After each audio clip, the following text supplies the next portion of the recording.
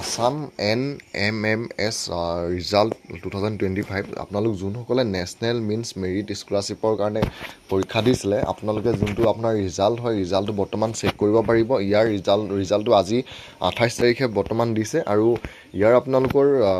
যোনটো name of exam national means কাম merit scholarship examination 2024ত আপোনালোকৰ ইয়াৰ এক্সামটো হৈছিলে আৰু ইয়াৰে আপোনালোকৰ একাডেমিক ছেশ্যন 2024 আৰু 25 বৰ্ষৰ যোনটো পৰীক্ষা হৈছিলে এক্সাম লেভেলটো হৈছিলে আপোনালোকৰ নেশ্যনেল লেভেলত আৰু যোনসকলে আপোনালোকে এই এক্সামটো দিছিলে অসমীয়া আৰু ইংৰাজী দুইটা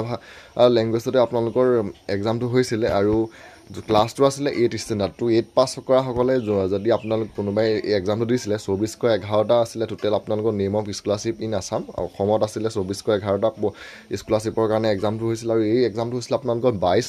ডিচেম্বৰ 2024ত আপোনালোকৰ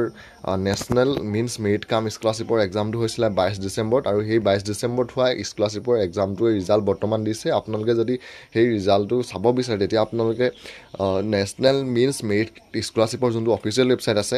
NMMSৰ সেই ৱেবছাইটটোত গৈ আপোনালোকে আপোনাৰ যোনটো ৰিজাল্ট হয় ৰিজাল্টটো চাব পাৰিব আৰু বৰ্তমান আপোনালোকে আপোনাৰ যোনটো এপ্লিকেশ্যন নাম্বাৰ পাইছিলে আৰু এপ্লিকেশ্যন নাম্বাৰ ডেট অফ বাৰ্থটো দি আপুনি ইয়াৰ যোনটো অফিচিয়েল ৱেবছাইট আছে এই অফিচিয়েল ৱেবছাইটটোত আহিব। আপোনালোকে এই ৱেবছাইটটোত আহি আপুনি আপোনাৰ যোনটো এপ্লিকেশ্যন নাম্বাৰ হয় সেই এপ্লিকেশ্যন নাম্বাৰ আৰু পাছপৰ্টটো